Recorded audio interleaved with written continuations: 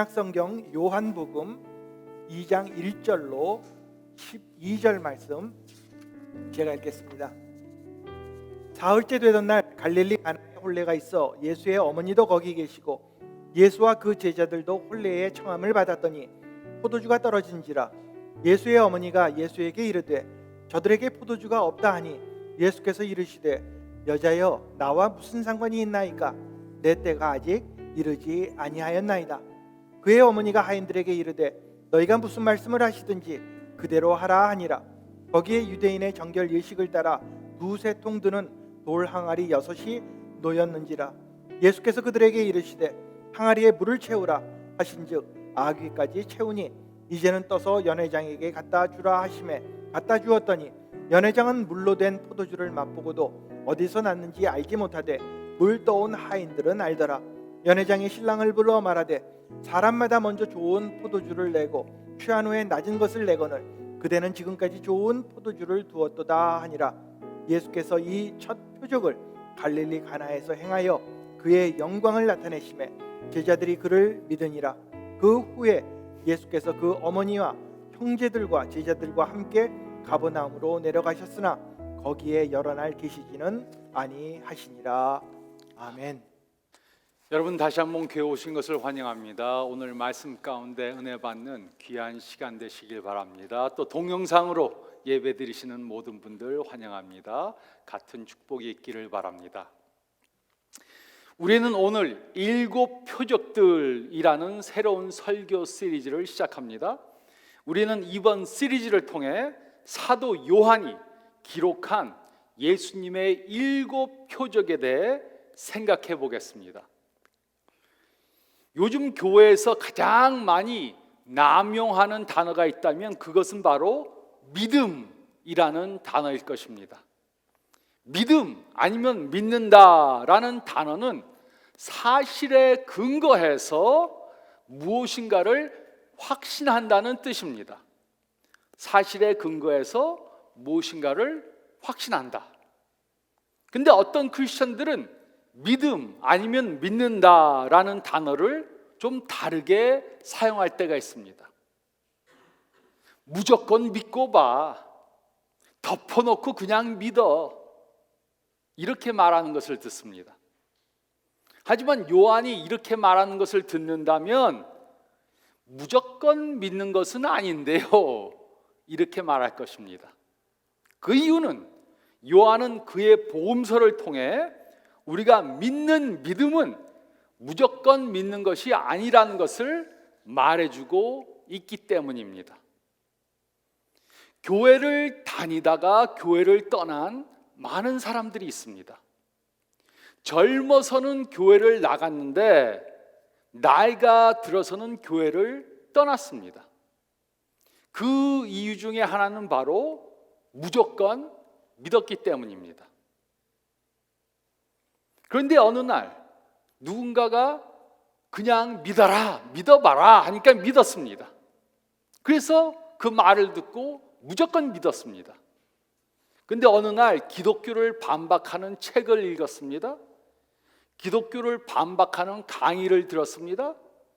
TV에서 기독교가 잘못됐다고 말하는 것을 들었습니다. 그리고 의심이 생겨서 결국 교회를 떠나게 된 것입니다. 요한복음을 기록한 요한은 절대로 예수님을 무조건 믿지 말라고 그렇게 말했습니다. 예수님을 믿는 것은 무조건 믿는 것이 아니다 분명히 말해 주었습니다. 그러므로 혹시라도 기독교는 예수님을 무조건 믿는 것이라고 생각하는 분들이 있다면 좋은 소식이 있습니다. 그것은 바로 우리에게는 예수님을 믿을 수 있는 확실한 증거들이 있다는 것입니다. 요한은 어부였던 자신의 직업을 버리고 예수님을 따르는 사람이 되었습니다. 그는 신중하게 생각해 보지도 않고 무조건 예수님을 따른 것이 아니었습니다. 그 대신 그는 자신이 보고 듣고 경험한 것 때문에 예수님을 믿고 따랐던 것이었습니다. 그리고 그는 요한복음을 통해 자신이 예수님께서 하나님이시며 또 우리의 구세주라고 믿게 된 이유를 기록해 주었습니다. 그렇게 함으로 그는 자신이 기록한 복음서를 읽는 저희들로 하여금 자신이 보고 경험한 것을 믿고 예수님을 따르는 삶을 살도록 한 것입니다. 요한은 자신이 예수님을 믿은 7가지 표적들을 중심으로 그의 복음서를 기록했습니다. 내가 왜 예수님을 믿는가? 그 이유를 증명하는 7가지 표적들을 요한복음에 기록해 주었습니다. 그리고 우리는 오늘 그중 첫 번째 표적에 대해 생각해 보겠습니다. 그것은 바로 가나의 혼인잔치에서 물을 포도주로 변화시킨 사건입니다. 우리는 이 표적을 통해 다음의 3가지 중요한 원리를 깨달을 수 있습니다. 첫째로 저희가 읽을 말씀 가운데 1절로 10절 말씀을 보면 우리는 예수님께서 하신 일에 대해 알아야 합니다. 우리는 예수님께서 하신 일에 대해 알아야 합니다. 1절로 2절은 다음과 같이 기록했습니다. 사흘째 되던 날 갈릴리 가나에 혼례가 있어 예수의 어머니도 거기 계시고 예수와 그의 제자들도 혼례에 청함을 받았더니, 갈릴리, 즉 이스라엘 북쪽에 있는 가나라는 마을에 혼인잔치가 있었습니다. 예수님의 어머니 마리아는 그 혼인잔치를 도와주고 있었습니다. 예수님과 예수님의 제자들도 그 혼인잔치에 초대를 받아 그곳에 있었습니다. 그러므로 이 복음서를 기록한 요한도 바로 그 자리에 있었던 것입니다. 3절로 5절은 다음과 같이 기록했습니다. 포도주가 떨어진지라 예수의 어머니가 예수에게 이르되 저들에게 포도주가 없다 하니 예수께서 이르시되 여자여 나와 무슨 상관이 있나이까? 내 때가 아직 이르지 아니하였나이다. 그의 어머니가 하인들에게 이르되 너에게 무슨 말씀을 하시든지 그대로 하라 하니라. 이 당시 결혼식은 여러 날 동안 성대히 베풀어졌습니다. 그러므로 포도주가 떨어진 것은 혼인잔치에 큰 문제가 생긴 것이었습니다. 신랑 신부의 가족들에게는 이보다 더 큰 망신이 없었습니다. 그래서 예수님의 어머니 마리아는 예수님께 포도주가 다 떨어졌다는 사실을 급히 알렸습니다. 마리아는 큰일이 생기면 예수님께 알려야 한다는 것을 알았던 것입니다. 이때 예수님께서는 여자여라고 자신의 어머니인 마리아를 부르셨습니다. 언뜻 듣기에 어머니를 여자여라고 부르는 것은 매우 부적절한 것 같이 들릴 수 있습니다. 하지만 이 당시 이런 표현은 존경하는 여자에게 하는 표현으로서 절대로 부적절한 것이 아니었습니다. 예수님께서는 어머니 마리아에게 자신이 사역을 시작할 시간이 아직 이르지 않았다고 말씀해 주셨습니다. 하지만 마리아는 그 집 하인들에게 예수님이 무슨 말씀을 하시면 그대로 따라하라 이렇게 말해 주었습니다. 예수님께서는 자신의 사역을 시작할 시간이 아직 이르지 않았다는 것을 아셨습니다. 그러나 예수님께서는 신랑 신부가 망신을 당하는 것도 원치 않으셨습니다. 그리고 요한은 그 후에 일어난 일을 아주 자세히 기록해 주었습니다. 6절로 10절은 다음과 같이 기록했습니다.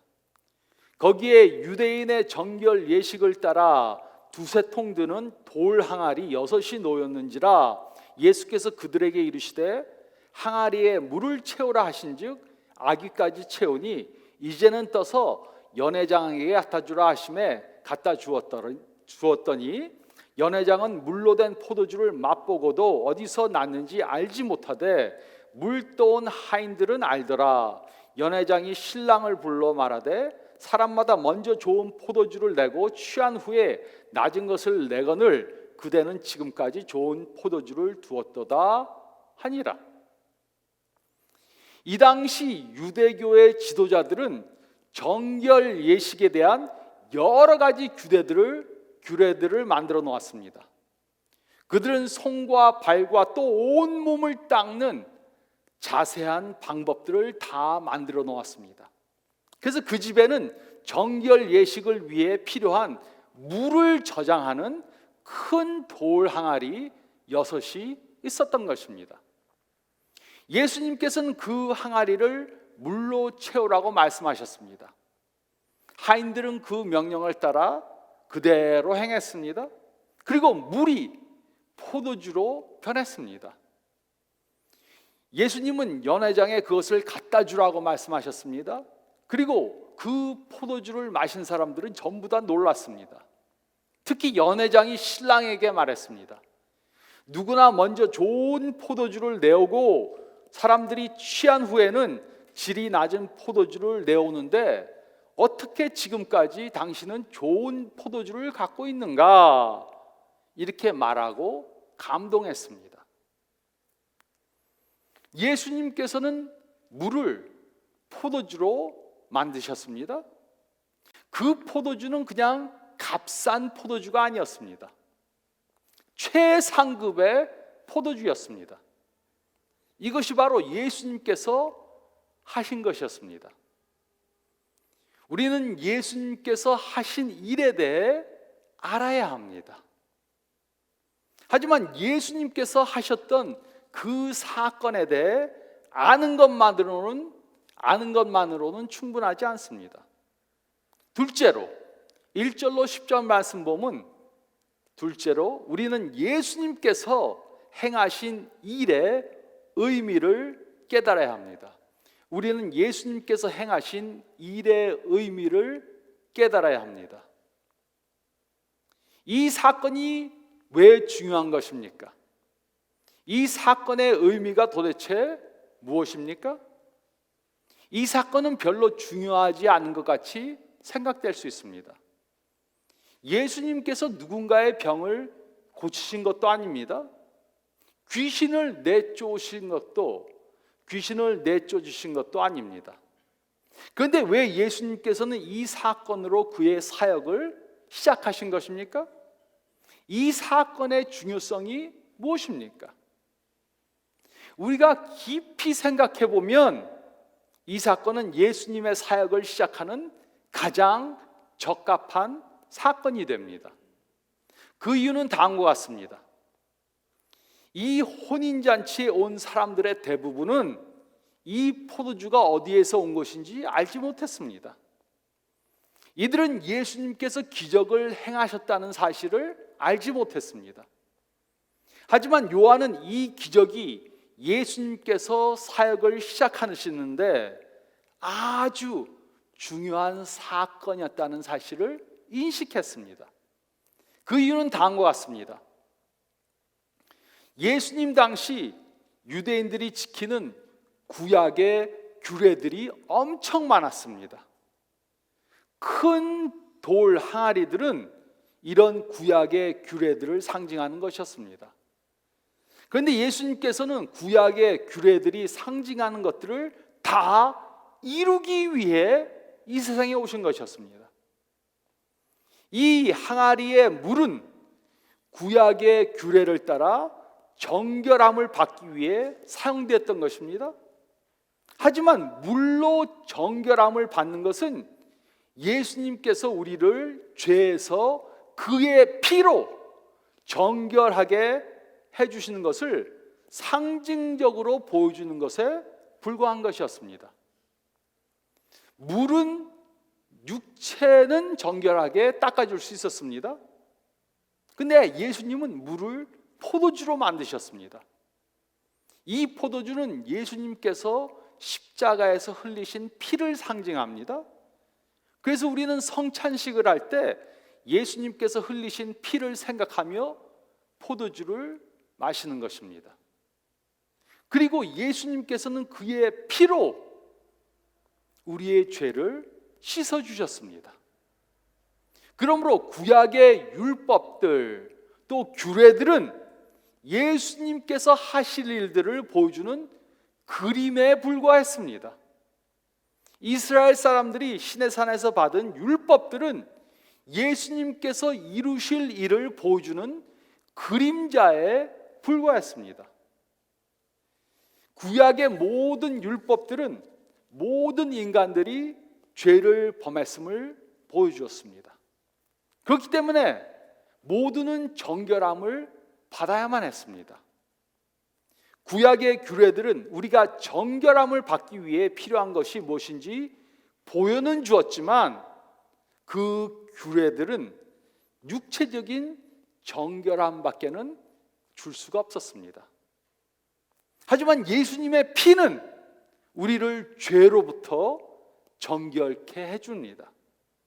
그리고 그 정결함을 주실 수 있는 분이 이제 오신 것입니다. 그래서 예수님께서는 이 사건으로 그의 사역을 시작하신 것입니다. 구약의 규례들은 이제 그것으로 끝이고 예수님으로 새로운 시대가 시작되었다는 것을 보여주는 이 사건으로 그의 사역을 시작하신 것입니다. 예수님께서 이 세상에 오신 궁극적인 목적은 우리의 죄를 대속해 주시기 위해 십자가에 달려 돌아가시고 다시 부활하시는 것이었습니다. 그래서 예수님께서는 새로운 역사가 시작되었다는 것을 보여주는 이 사건을 통해 그의 사역을 시작하신 것입니다. 우리는 예수님께서 행하신 이 사건의 의미를 깨달아야 합니다. 그리고 세 번째로 11절과 12절 말씀을 보면 우리는 예수님의 신분을 믿어야 합니다. 우리는 예수님의 신분을 믿어야 합니다. 11절 12절은 다음과 같이 기록했습니다. 예수께서 이 첫 표적을 갈릴리 가나에서 행하여 그의 영광을 나타내심에 제자들이 그를 믿으니라. 그 후에 예수께서 그 어머니와 형제들과 제자들과 함께 가버나움으로 내려가셨으나 거기에 여러 날 계시지는 아니하시니라. 혼인잔치에 참석한 대부분의 사람들은 예수님께서 기적을 행했는지 몰랐지만 제자들은 예수님께서 행하신 기적을 분명히 보고 알았습니다. 그리고 이 사건은 그저 하나의 기적을 넘어 예수님의 신분을 보여주는 표적임을 깨달았습니다. 그래서 이들이 예수님을 믿은 것입니다. 예수님께서는 이 표적을 통해 새로운 역사가 시작되었다는 것을 보여주셨습니다. 예수님께서는 구약의 규례들이 상징적으로 보여줬던 그것들을 이루기 위해서 오셨음을 보여주셨습니다. 구약의 규례들은 전부 다 한 사람에게 집중되어 있다는 것을 보여주셨습니다. 그래서 요한은 이 사건을 이렇게 끝낸 것입니다. 예수님께서 갈릴리 가나에서 행하신 일은 예수님의 신분을 보여주는 첫 번째 표적이었습니다. 이 사건을 통해 예수님은 그의 영광을 나타내 주셨습니다. 그리고 제자들은 예수님이 하나님의 아들이시고 또 우리의 구원자 되심을 믿게 된 것이었습니다. 그러므로 이것이 바로 우리가 질문해야 하는 것입니다. 우리는 왜 예수님이 하나님의 아들이시고 우리의 구원자 되심을 믿습니까? 우리는 무조건 한번 믿어보자 이렇게 결정하면 안 됩니다. 예수님의 제자들이 예수님을 믿은 것은 그들이 보고 들은 것 때문이었습니다. 이들은 예수님께서 물로 포도주를 만드신 것을 직접 눈으로 보았습니다. 예수님께서 구약의 언약을 성취하신 분임을 깨달았습니다. 그래서 예수님을 믿었습니다. 그리고 그를 의지해서 예수님을 따르는 사람들이 된 것입니다. 이들의 믿음은 예수님이 누구신가 하는 그 신분에 근거한 것이었습니다. 요한은 우리도 예수님이 누구신가 하는 것을 아는 사실에 근거해서 우리의 믿음을 가져야 한다고 말해 주었습니다. 우리가 무조건 믿었다가는 무조건 또 믿음을 버릴 수 있습니다. 이제 예수님께서는 본격적으로 그의 사역을 시작하셨습니다. 그리고 자신의 신분을 보여주는 더 많은 표적들을 행하셨습니다. 그러므로 이것이 바로 요한이 우리들에게 말해주는 것입니다. 요한은 예수님께서 물을 포도주로 만드실 때 그곳에 있었습니다. 물론 오늘날 우리는 예수님이 하신 것을 직접 목격할 수는 없습니다. 하지만 요한이 기록한 내용을 통해, 요한의 눈과 귀를 통해 이 사건을 볼 수 있습니다. 그렇게 함으로 우리도 요한이 내린 결론과 동일한 결론을 내릴 수 있습니다. 우리도 예수님께서 하나님의 아들이시며 우리를 죄에서 구원하시기 위해 오신 구세주이심을 믿을 수 있습니다. 그리고 요한과 또 다른 제자들과 같이 예수님을 믿고 따를 수 있습니다. 그러면 우리는 더 많은 표적들을 보게 될 것입니다. 우리는 예수님께서 빈 항아리와 같은 우리의 인생을 최상품의 포도주로 채워주시기 위해 오셨다는 사실을 경험하게 될 것입니다. 맹물과 같이 심심한 인생을 최상품의 포도주와 같은 인생으로 바꿔주시기 위해 오셨다는 사실을 직접 경험하게 될 것입니다. 지금 여러분들은 어떤 삶을 살고 계십니까? 빈 항아리와 같은 삶입니까? 맹물과 같은 인생입니까? 아니면 최상품의 포도주와 같은 인생입니까? 어떤 사람들은 죽지 못해 산다 이렇게 말합니다. 죽지 못해 산다. 그러면서도 코로나 바이러스에 감염돼서 죽을까 봐 별 걱정을 다 합니다. 지난주에 어디 가서 보니까는 어떤 할머니가 쌀을 50파운드짜리를 3개 사갖고 가세요. 혼자 드시면 1년도 더 먹겠더라고요. 화장지는 또 왜 이렇게 많이 사가는지. 물이 다 동났습니다. 병에도 물 없으면 그냥 수돗물 먹으면 되는데, 죽지 못해 산다 그러면서도 죽기는 싫어합니다. 예수님의 신분을 확실히 믿는 우리들은 매일매일 가치 있는 삶을 살 수 있습니다. 죽음이 온다는 것을 믿지만 죽음 때문에 두려워하지 않아도 됩니다. 왜냐하면 죽음이 우리의 인생의 끝이 아닌 것을 알기 때문입니다. 그래서 우리는 예수님의 신원을, 예수님이 누구신가 하는 것을 확실히 믿어야 합니다. 우리는 예수님이 행하신 일을 직접 보고 예수님의 음성을 직접 들을 수는 없습니다.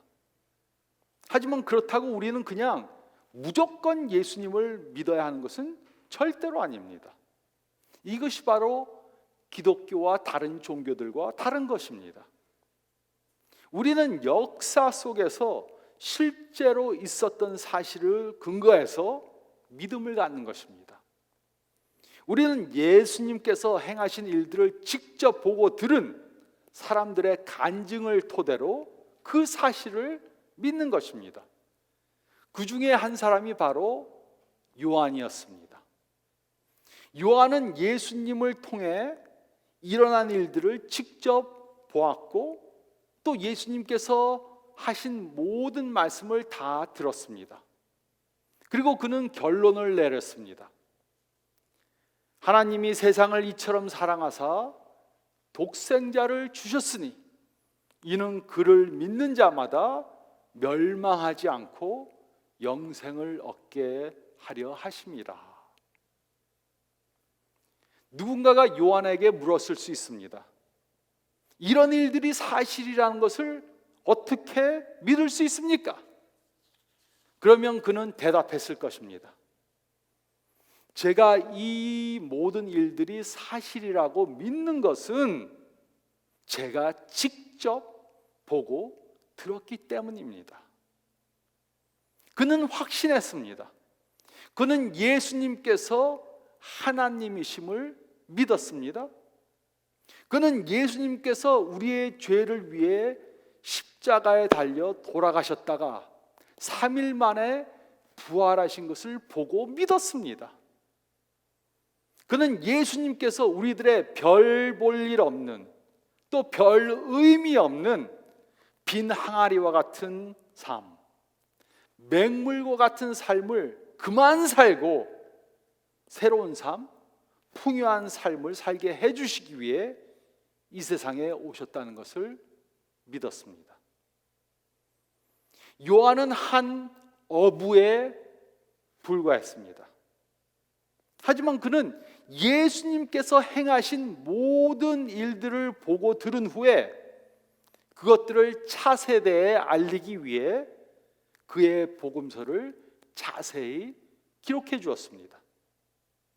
그 이유는 예수님께서 하신 일을 그냥 알아만 두라, 그것이 아니었습니다. 그는 이보다 더 큰 목적을 갖고 그의 복음서를 기록했습니다.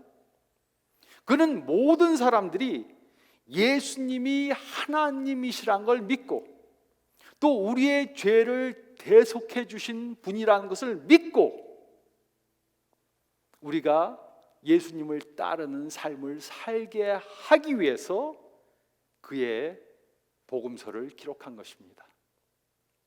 우리는 다음 몇 주 동안 또 예수님께서 보여주신 표적들을 하나씩 생각해 보겠습니다.